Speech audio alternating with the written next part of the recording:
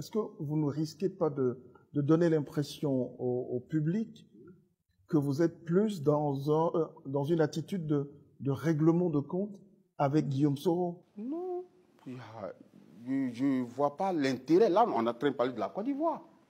Quand on parle de la Côte d'Ivoire, il y a là, les histoires des personnes, il faut les mettre de côté. Non, mais les actions. Mais à vous écouter. Non, mais les actions. Oui, mais vous n'allez pas quand même me dire que c'était normal que Guillaume, pendant la rébellion, que Guillaume avait raison de faire éliminer le 8 février 2004 Coulibaly Adams, physiquement. Il n'a pas été mis en prison, il a été exécuté.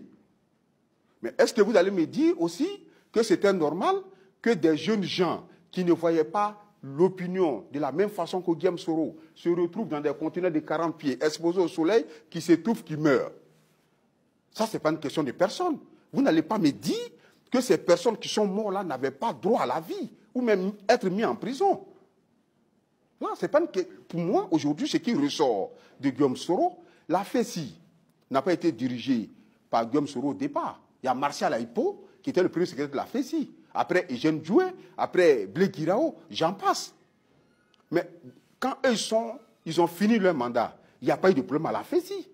Mais dès que Soro a fini son mandat, les premiers conflits au sein de la FESI ont commencé. Parce qu'il voulait avoir la main mise sur la FESI pendant qu'il n'était plus secrétaire général. Il y a un problème. C'est ce qui s'est répété dans la rébellion. On ne va pas cacher les faits. La rébellion, ce n'est pas Soro qui l'a initiée.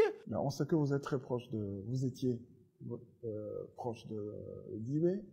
Oh, proche d'Ibé, c'est trop dit. Mais moi, j'assume le fait que j'ai soutenu le combat d'Ibé.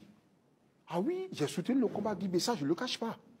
Mais je dis que personne d'entre nous n'a le droit de ôter la vie à son prochain parce qu'il ne pense pas de la même façon que toi.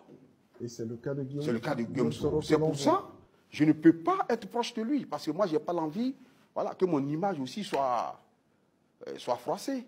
Est-ce que vous avez des informations peut-être sur qui a pris la responsabilité d'éliminer Ibé à l'époque? On sortait pratiquement de la crise. Oui, mais cette question, j'ai été le porte-parole du CGIB en son temps pour protester sur RFI, sur BBC Afrique, tout ça. Mais la question IB, nous le savons, c'est un sujet tabou. Nous savons qu'il a été éliminé physiquement. Il n'est pas tombé au coup d'un combat. Maintenant, Guillaume, il ne s'est pas gêné avec l'écoute téléphonique avec les responsables du Burkina. Il ne s'est pas gêné de réclamer clairement que si Ibé n'était pas mort, on ne serait pas tranquille aujourd'hui. Donc, si Désiré Tagro n'était pas mort, on ne serait pas tranquille. Mais comment quelqu'un qui peut penser être heureux de l'élimination physique de deux individus aussi importants pour le pays, Désiré Tagro et Ibé? C'est lui, c'est pas moi qui dis, c'est lui qui dit qu'on a bien fait de les éliminer parce qu'on ne serait pas tranquille aujourd'hui. Donc, quelle conclusion vous tirez de cela? Je dis, je me fie à ce que Soro lui-même il a déclaré. Donc c'est lui qui est le premier responsable de l'assassinat d'Ibrahima Coulibaly Ibé et de Désiré Tagro.